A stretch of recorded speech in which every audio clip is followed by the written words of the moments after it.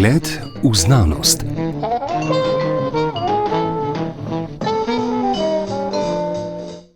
Lepo pozdravljeni, profesor dr. Marko Robnik Šikonja. Ja, lepo zdrav. Prihajate z fakultete za računalništvo in informatiko, predavate kar nekaj predmetov od analize algoritmov, heuristično reševanje problemov, inteligentni sistemi, podatkovno rudarjenje, vizualizacija, obdelava naravnega jezika.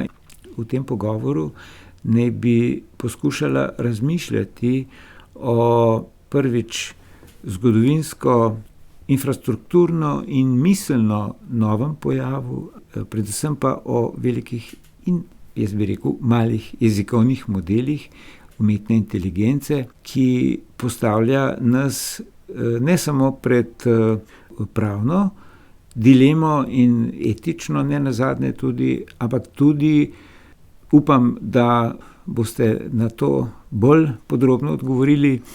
Teoretično, to se pravi tehnološko, kako obravnavati, razumeti in regulirati umetno inteligenco pri teh velikih jezikovnih modelih, ne da bi kršili avtorske pravice.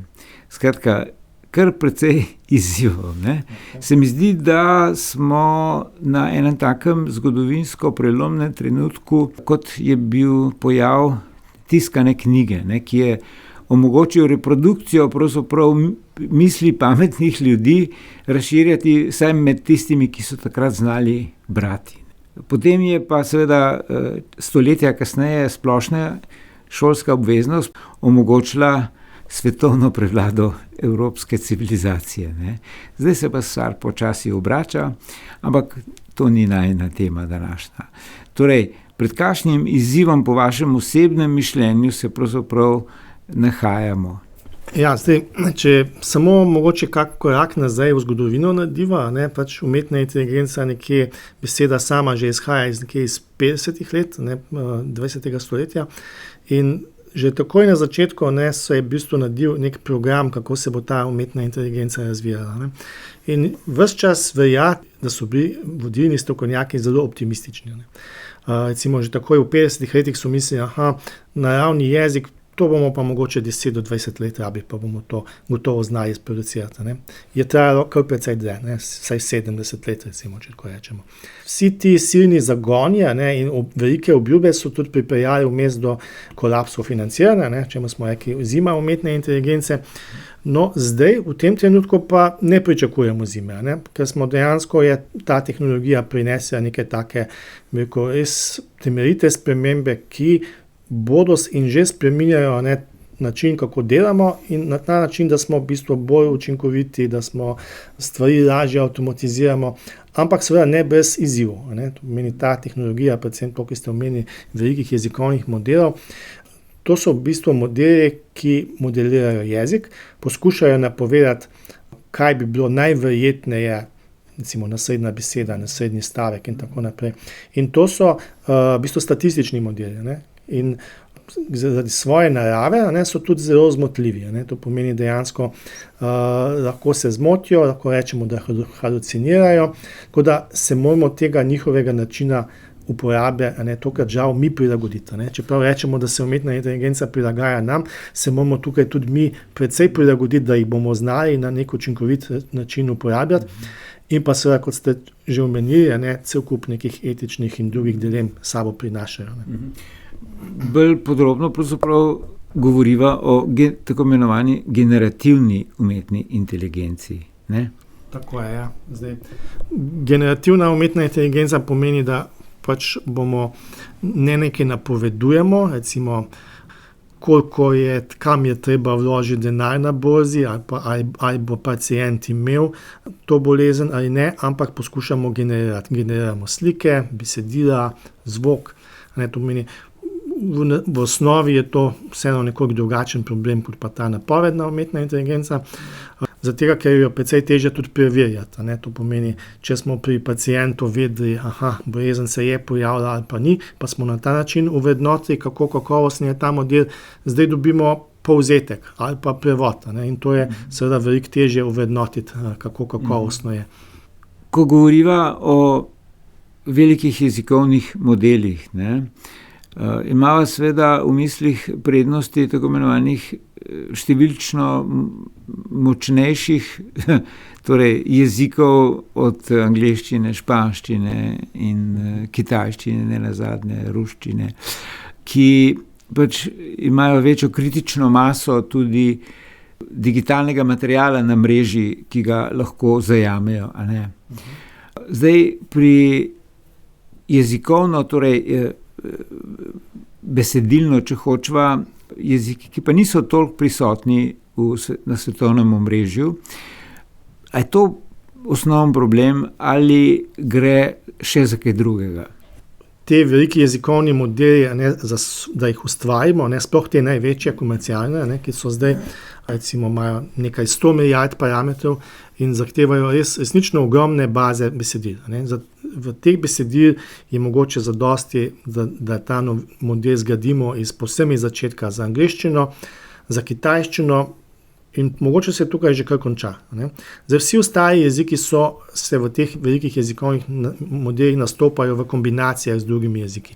Recimo v Evropi nastaja model, ki mu rečemo evropski veliki jezikovni model, bo v bistvu združeval vse evropske jezike. In na tak način lahko pridemo do dobrih velikih jezikovnih modelov tudi za manjše jezike, tudi take kot je slovenščina. Recimo mi smo ta slovenski jezikovni model, ki mu rečemo GAMS, generativni model slovenščine, naučili tako, da smo vzeli en tak večjezikovni model in ga samo prilagodili za slovenščino. Zelo veliko slovenskih besedil smo mu dali noter in se je potem ta model naučil, da zna slovenščino uporabljati. In na tak način lahko kar precej jezikov pokrijemo. Seveda ne čisto vseh, zdaj na svetu je okoli 7000 jezikov, ampak tako recimo nekaj 100 pa lahko na ta način, kot ga mi uporabljamo, pa lahko zadosti dobro pokrijemo, da pridemo do kvalitetnih modelov.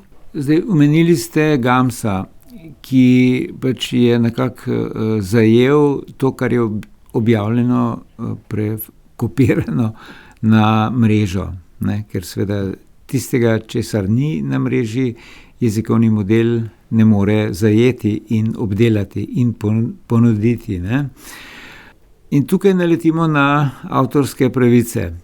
Zdaj, seveda, mi ne bova ta aspekt podrobneje obdelovala, ampak osnove morate pa vi, ki programirate algoritme, ki se lotevajo teh modelov, tega materijala na mreži, le poznati, koliko vas pravzaprav trenutna relativno dorečena pravna zasnova zaščite avtorskih pravic tukaj pri nas v Sloveniji, ki izhaja iz te evropske direktive, ni pa čisto, vse evropske EU države nimajo enakih ureditev pravnih, Ko v okviru tega projekta povemo, gradimo veliki slovenski jezikovni model GAMS, smo se seveda soočili s tem problemom avtorskih pravic kar takoj od začetka. Zato, ker če hočemo model zgraditi, moramo najprej imeti zadostno količino slovenskih podatkov. In to so besedila. Zdaj pač lotili smo se ene širše akcije, ker lahko vsak, ki je lastnik avtorskih pravic, osebno prispeva svoje besedila.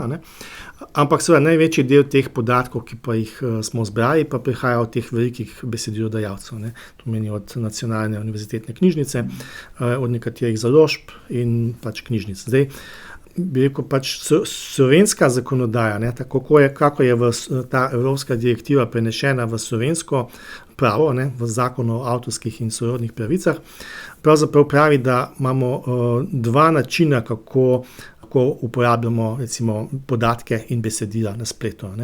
Eden je za komercialne namene, drugi je pa za raziskovalne namene. In ta za raziskovalne namene, pod katerim sodimo mi, ker pač vseeno delamo raziskovalni in povsem odprt model, pravzaprav omogoča prosto uporabo tega, za gradnjo velikih jezikovnih modelov. Skratka, vse, kar je na spletu, kar je v obliki, ki je dosegljiva, lahko uporabimo. Ta drugi del, pa ne bom šel toliko, ampak načeloma ta drugi del, ki pa velja za te komercialne modele, bi pa načeloma lastniki avtorskih pravic lahko zahtevali, da se njihova vsebina izključi iz take gradnje. Za znanstveno-raziskovalni aspekt pa pravzaprav zakon ne predvideva te možnosti za tistega, ki je napisal neko znanstveno besedilo. Objavljeno v neki reviji znanstveni. To pomeni zdaj ne, to pomeni zakon predvideva to izjemo za besedilno in podatkovno oddajanje, ne, in pač omogoča, da je to za znanstvene namene prosto, ne, kar se zdi, da je nekako Evropska unija daja pač prednost temu generaciji novega znanja tukaj, ne, in ne toliko nadomestilo avtorjem. Zdaj, seveda ta zakonodaja ni bila pripravljena za te silne količine podatkov, ki so zdaj na spletu in za gradnjo velikih jezikovnih modelov. Če se bi izkazalo, da je to pač drugače, ne, se bo ta zakonodaja pač spremenila. Ne. Sej to je tisti novum, ne? Ko ste omenili, da zakonodaja, ki ščiti avtorske pravice, ni bila delana za to vrstno tehnološko možnost reprodukcije tega, kar je človek napisal, ustvaril. Nenazadnje tudi narisal ali pa pofilmal in povidel.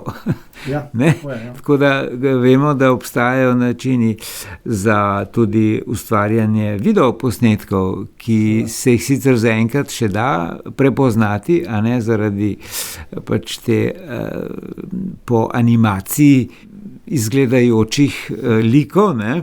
Ampak vseeno. Bom zdaj malo digresijico naredil, namreč nedavno je imela direktorica Nacionalne univerzitetne knjižnice komentar v neki sobotni prilogi enega od 2 osrednjih državnih časopisov pri nas, in je rekla, to je po eni strani tehnični dodatek, namreč NUK dobi te izvode, ne, nujne, ampak potem jih mora on digitalizirati, ne, in zato ne bi dobil tudi od države sredstva. Ne. Ona je pa opozorila na paradoks, ne, vse knjige itak se napišejo na računalniku, že lep čas. Ne. To se pravi, da so že v digitalni obliki. Ne. In zanimivo pa, da je ureditev takšna, da NUK-u omogoča celo denar za kopiranje, za digitalizacijo, ne, ničesa, kar je že bilo izvorno v digitalni zapisu. Ne.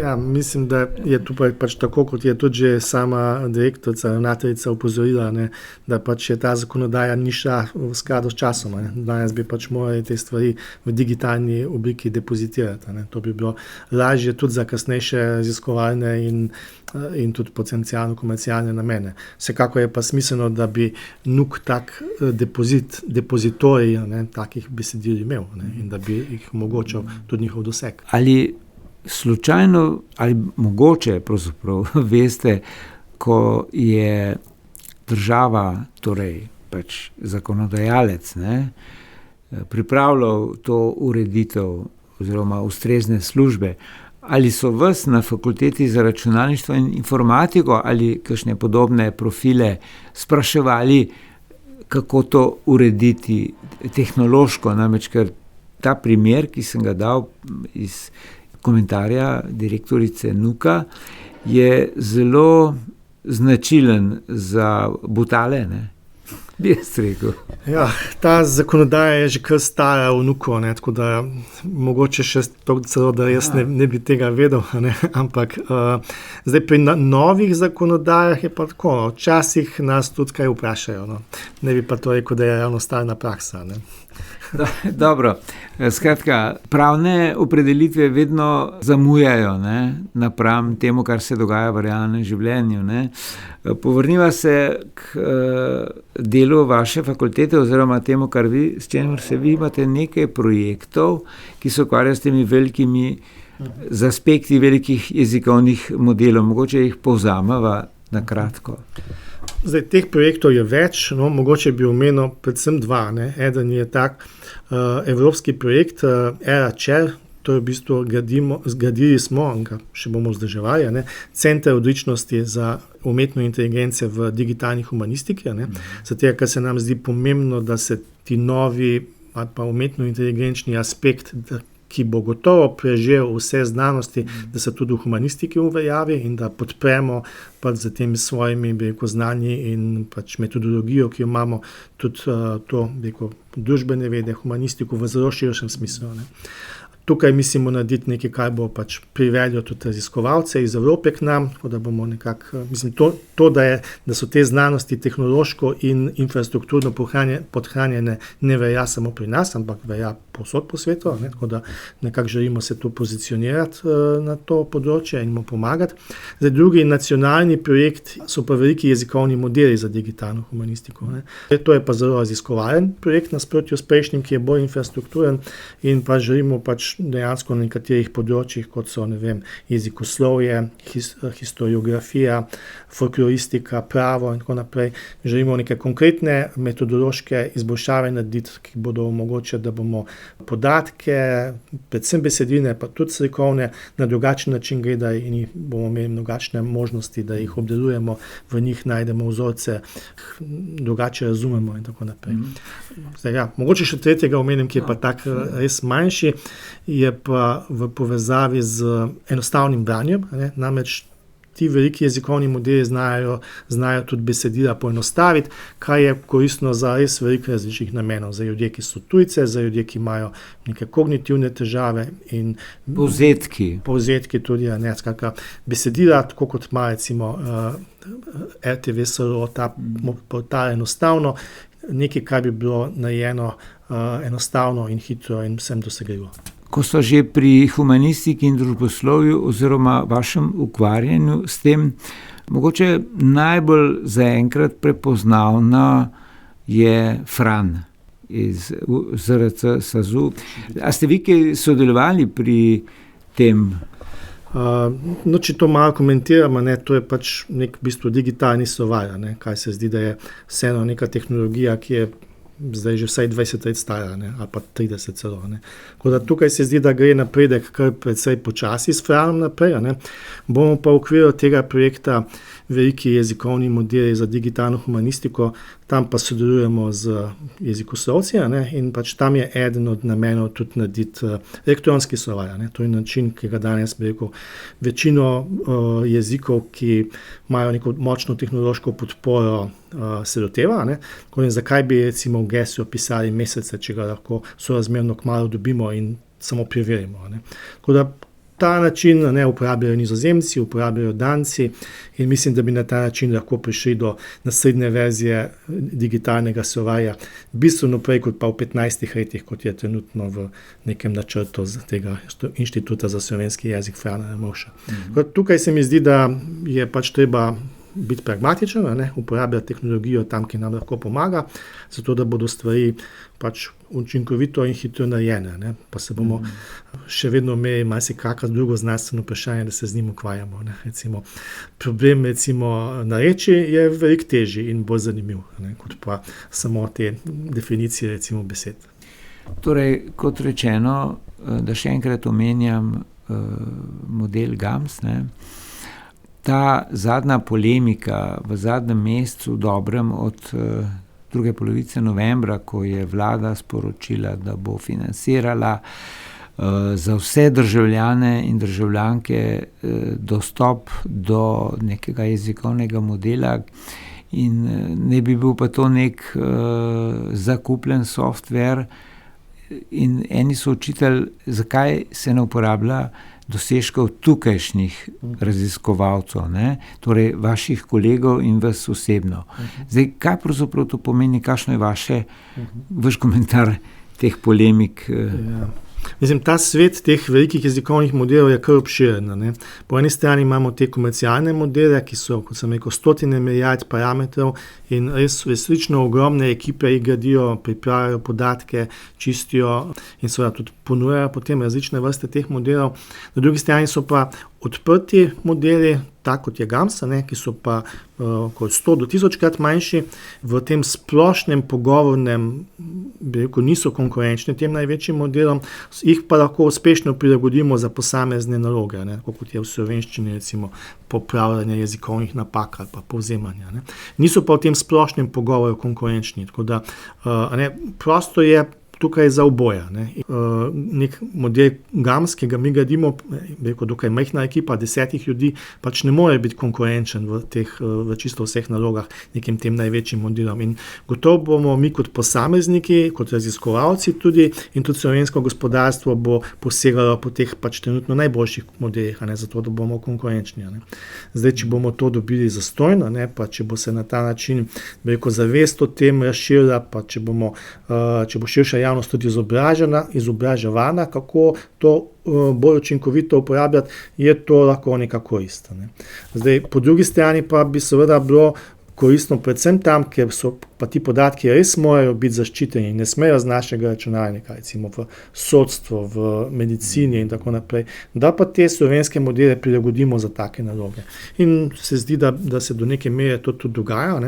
Lahko povem, da ta slovenski model GAMS, ki ga mi delamo, ima nekaj, mislim, prejšnji mesec je imel 1500 prenosov v enem mesecu iz tega portala Hugging Face. To pomeni, da ga slovenska podjetja in tudi drugi udeležniki, da ga proučujejo in da so ga začeli uporabljati.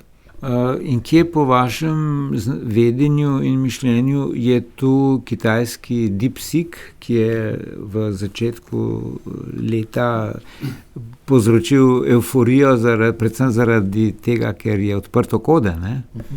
Mislim, teh odprtokodnih modelov je več. Zdaj, ta DeepSeek je bil še posebej prišel do vejave in do javnega zavedanja s tem, ker so izdali resnično velik model, naučen na zelo skromen način, na sorazmerno poceni strojni opremi. Celo z cenejšimi čipi, ne? Tako, ja, z ne tistimi čist najboljšimi, ampak s tistimi, ki so trenutno dovoljeni njihov izvoz na Kitajsko, kaj so mogoče 2 generacije nazaj že zdaj, in so pač tudi razvili neke tehnike učenja, ki so koristne za vse. Zdaj smo recimo nekatere od njihovih tehnik smo tudi mi pri GAMS-u zdaj uporabljali, zato ker pač pospešijo učenje, ga naredijo bolj učinkovitega. In se zdi, da je to neka ta tekma teh odprtih in komercialnih modelov zelo dobrodošla. Bi pa rekel, da tako tipično pa vseeno ti odprti modeli tako leto do 2 zaostajajo za temi večjimi, ki imajo pa seveda glede na vložke, ki jih vidimo na 100 milijard, že samo zaradi tega pač določeno prednost. Ja, in po drugi strani tudi v narekovajih požrejo ogromno električne energije, ampak vprašanje električnih omrežij in produkcije je drugo, ne? Mogoče pred koncem, zdaj ta sam izraz je že od začetka za nekatere kontroverzen, umetna inteligenca, češ da to sploh ni inteligenca, ampak digitaliziran spomin, ne? Ja, mislim, kaj je to točno inteligenca? To je nekaj, kaj se skozi čas, ta definicija kar spreminja. Mogoče, če samo povem primerjavo, nekje do leta 1997, ko je prvič računalnik premagal svetovnega prvaka v šahu, je šah veljal za tako domeno, ki pa, ko bomo pa to računalnik dosegel, bo pa to res nekaj. Zdaj rečemo, da je to samo globoko preiskovanje. Tako da ni inteligenca. Zdaj smo nekatere druge prednosti in tudi rečemo, da ni več inteligenca. Skratka, nekatere naloge se zdi, da ti stroji dobro znajo simulirati, jih znajo po nas povzemati. Te splošne umetne inteligence, kot se reče, pa se kako še nimajo. In tudi vprašanje, če bo ta tehnologija z velikih jezikovnih modelov do tega prišla. Zato, ker ima pač ene take zelo temeljne omejitve. In se zdi, da bomo rabili mogoče še kak preboj, da bomo prišli do tega posplošitvenih zmožnosti in sklepalnih možnosti, ki jih ima zdaj človek. Hvala za ta razmišljanja, profesor dr. Marko Robnik Šikonja iz Fakultete za računalništvo in informatiko Univerze v Ljubljani. Hvala tudi vam. Ta pogovor pa sem pripravil Goran Tenze.